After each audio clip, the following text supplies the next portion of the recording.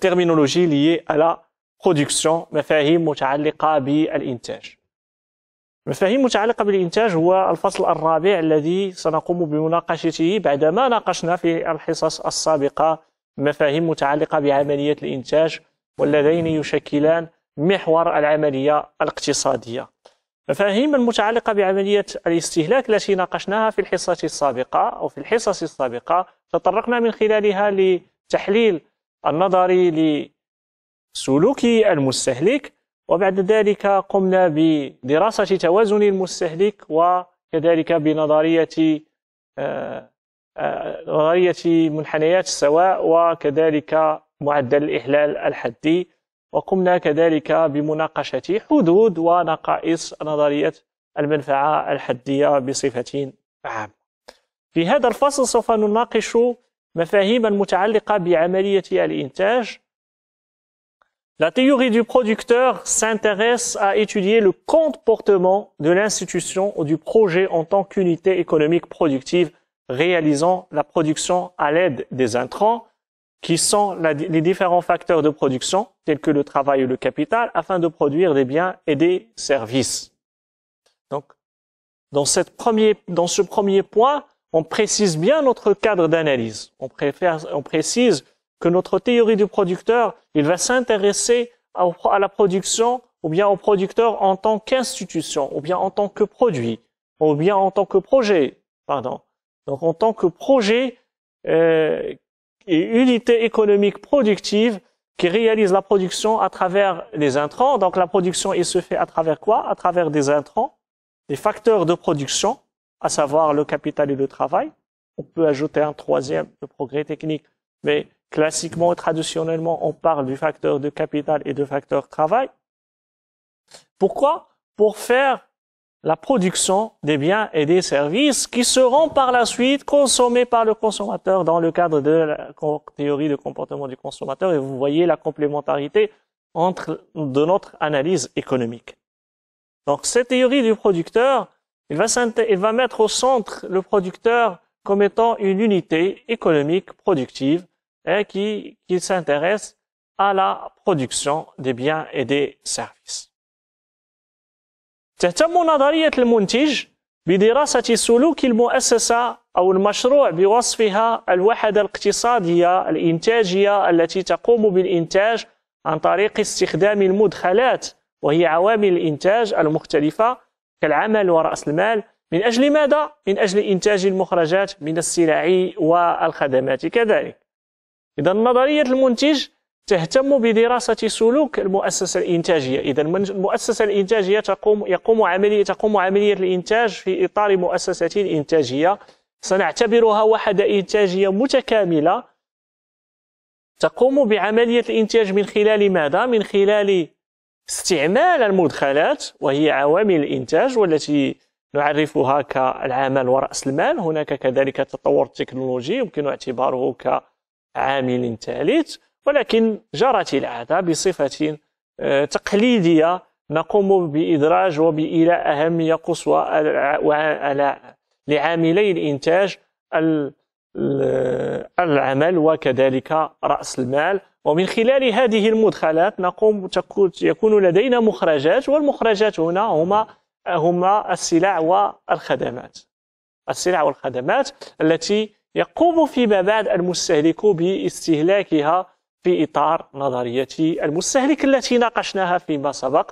وبالتالي هنا نلاحظ تكاملا في إطار النشاط الاقتصادي الذي يقوم أساسا على نشاطي الاستهلاك والإنتاج. ومن هنا جاءت أهمية مناقشة هذين المفهومين من الناحية النظرية ومن الناحية مفاهيم المتعلقة سواء بالإنتاج أو حتى بالاستهلاك التي ناقشت فيما سبق. La fonction de production. Maintenant, techniquement, comment on va analyser? On va poser une fonction de production. Donc, la fonction de production, comment peut-on la définir? Donc, la fonction de production est définie comme la relation entre les quantités des biens produites et les facteurs de production utilisés pour produire cette quantité.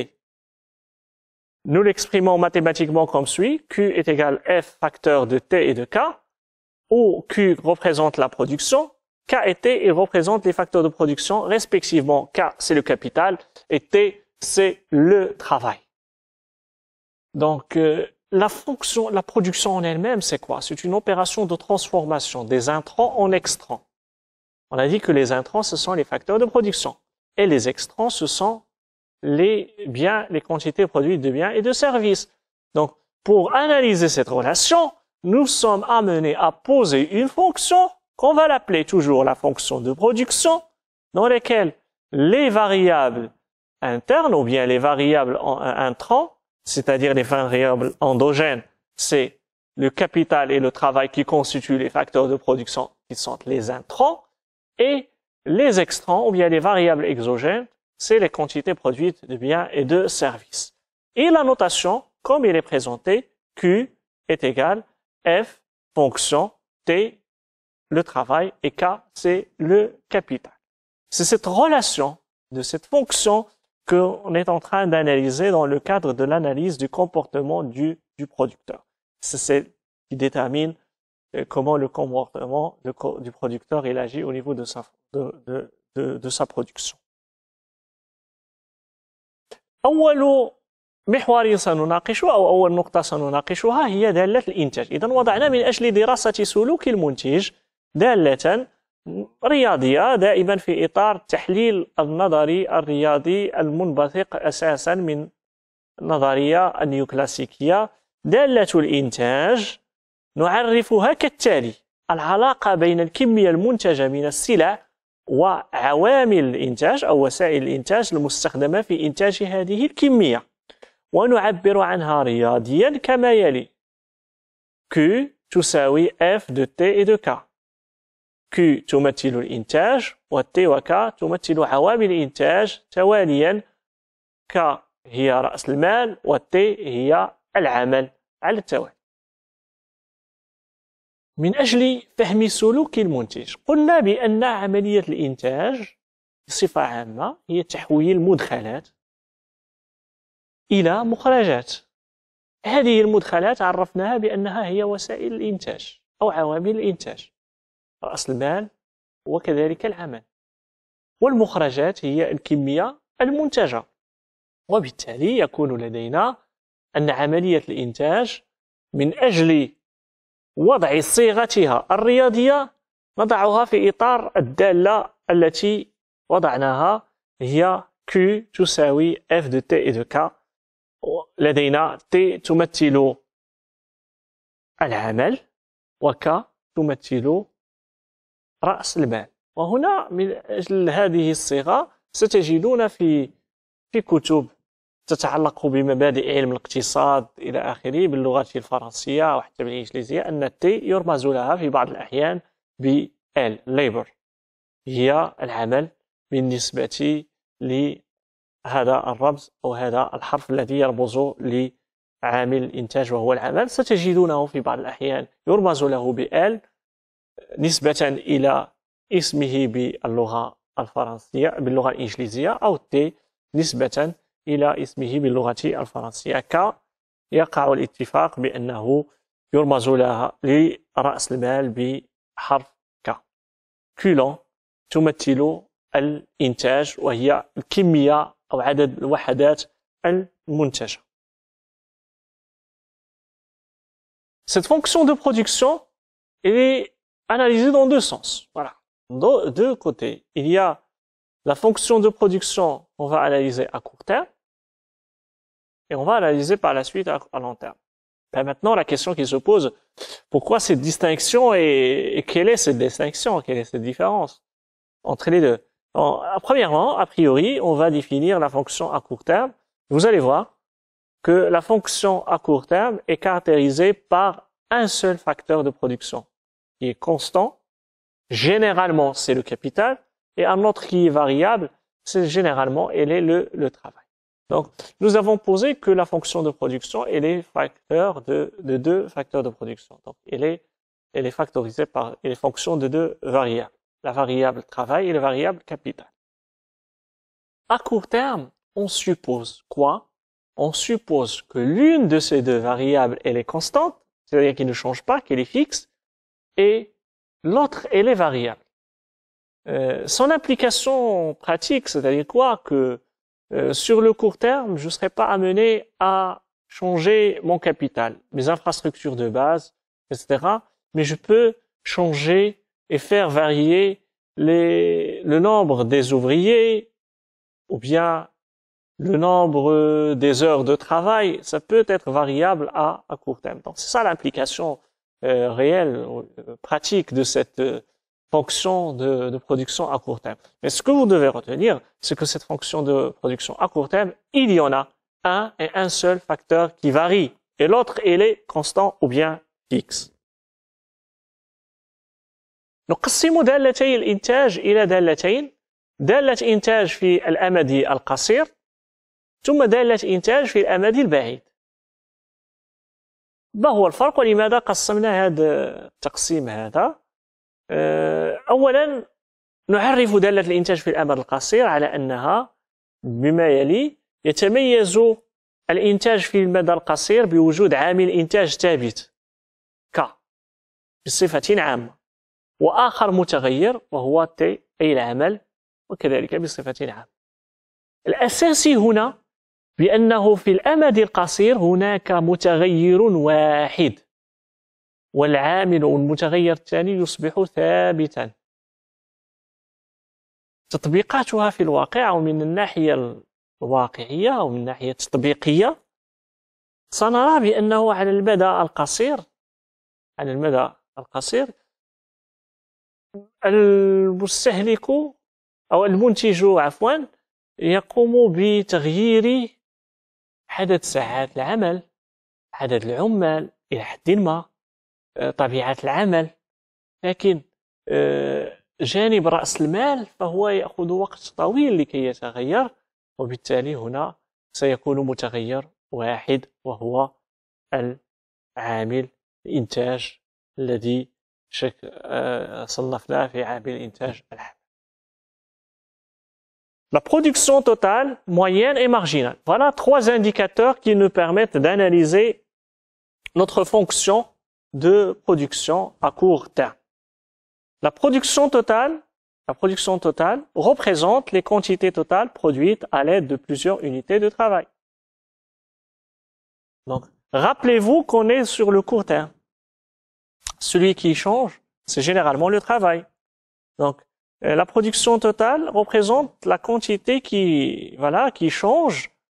C'est le nombre des unités qui changent en fonction des unités de travail. Ça, c'est pour la production totale.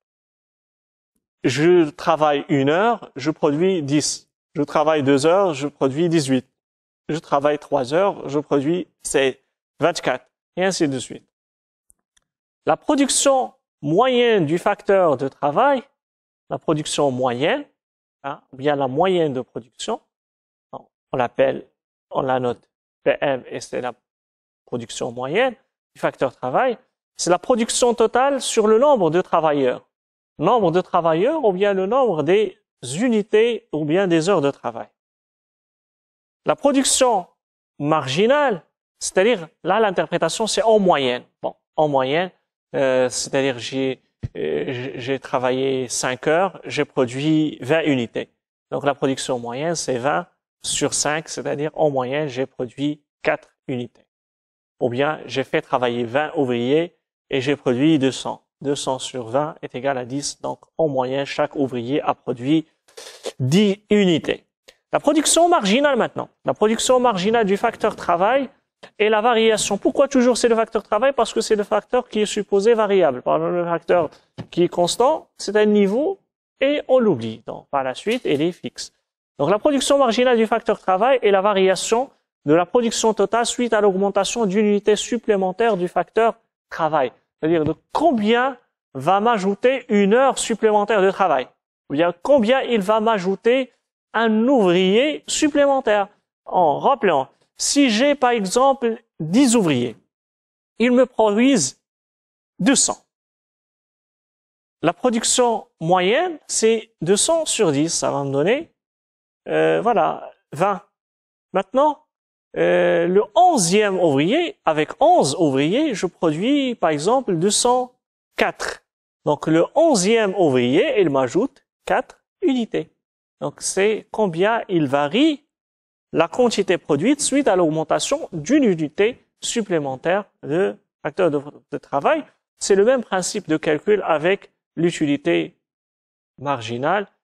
Donc, on change seulement, c'est pour la production. Au lieu de mettre l'utilité totale, on met la production totale. Au lieu de mettre les quantités de biens, on met la quantité maintenant de la quantité d'heures de travail, ou bien de nombre de travailleurs. Donc, c'est ça pour la mesure de cette utilité marginale. C'est de combien il va m'ajouter un ouvrier supplémentaire ou bien une heure de travail supplémentaire. Pourquoi j'ai donné les deux exemples? Parce que comment je peux caractériser la variable travail? Ça peut être caractérisé soit par le nombre d'heures de travail, soit également avec le nombre de travailleurs de façon générale. مؤشرات التي نقوم باحتسابها في إطار دالة الإنتاج على الأمد القصير وهي الناتج الكلي، الناتج المتوسط والناتج الحدي. الناتج الكلي يمثل مجموع الكميات المنتجة من خلال استخدام عدد من وحدات العمل المختلفة. أي استخدم عامل ينتج لي 20 وحدة أو 10 وحدات، استخدم عاملين أو ساعتي عمل ينتجون لي مثلا 40 وحدة أو 30 إلى آخره.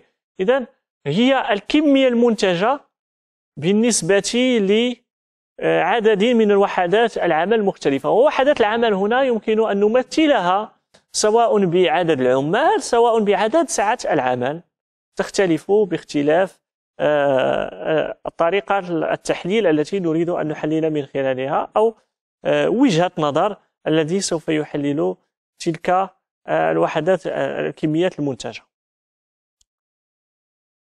الناتج المتوسط لعنصر العمل.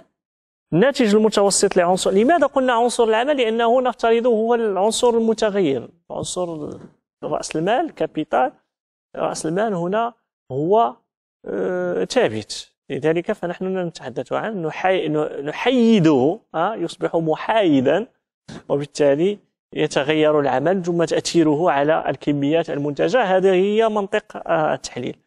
هو الناتج الكلي، الناتج الكلي كميات المنتجة مقسوم على عدد العمال أو عدد وحدات العمل.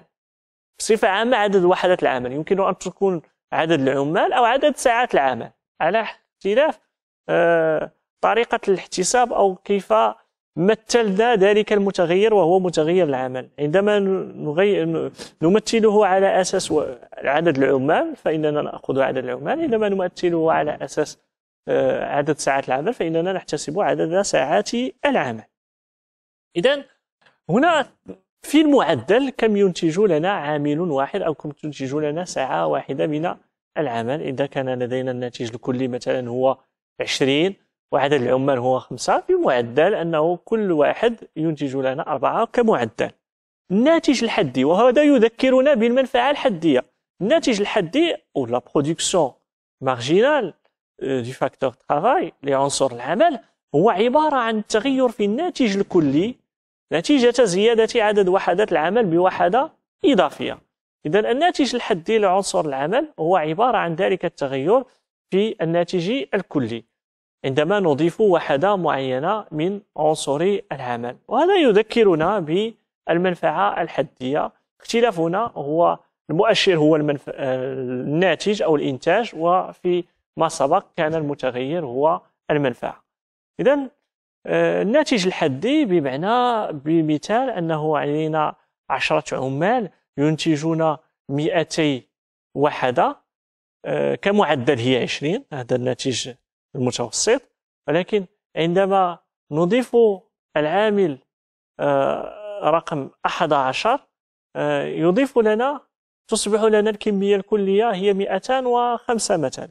إذن الناتج الذي أضافه العامل رقم 11 هو 4 أو 5 وحدات إضافية. إذن ما تضيفه الوحدة الإضافية هذا هو ما يصطلح عليه بالناتج الحدي أو la production marginale.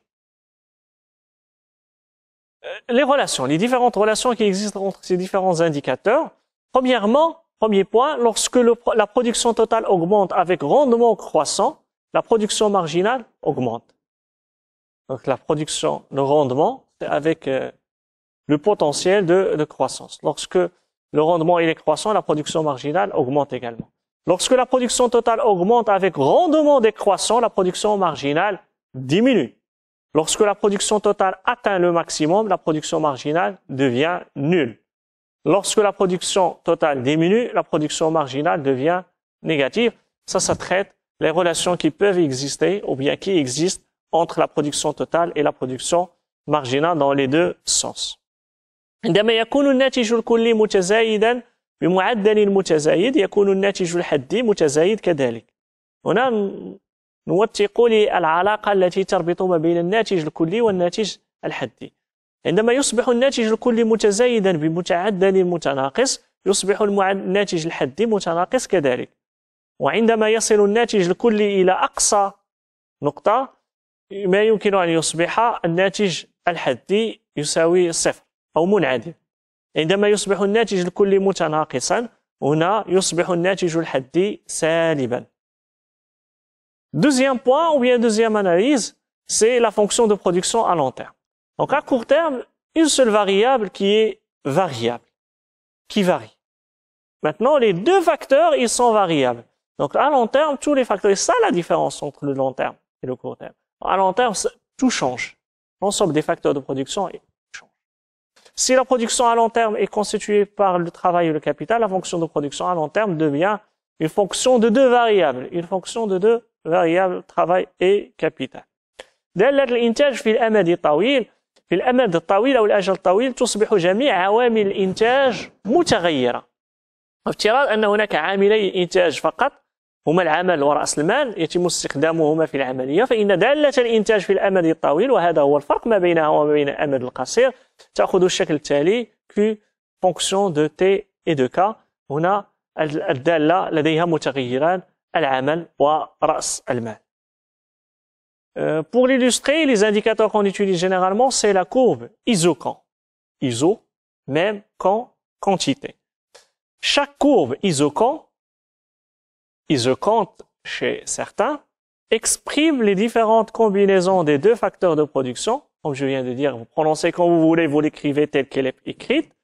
Donc le travail et le capital d'un producteur peut l'utiliser pour produire une quantité spécifique et il ne change pas. Si vous voulez mettre le lien, ça ressemble à la courbe d'indifférence au niveau du consommateur. منحنى الناتج المتساوي يعبر كل منحنى ناتج متساوي عن التوليفات les combinaisons المختلفة من عنصري الإنتاج العمل ورأس المال التي يمكن للمنتج أن يستخدمها في إنتاج كمية محددة لا تتغير. وهنا في هذا المنحنى الناتج المتساوي هو يشبه منحنى السواء عند المستهلك. في كل نقطة من نفس المنحنى لديها نفس كمية الإنتاج ولا تتغير مع تغير عنصري الإنتاج أو عاملي الإنتاج العمل ورأس المال. Le taux marginal de substitution technique.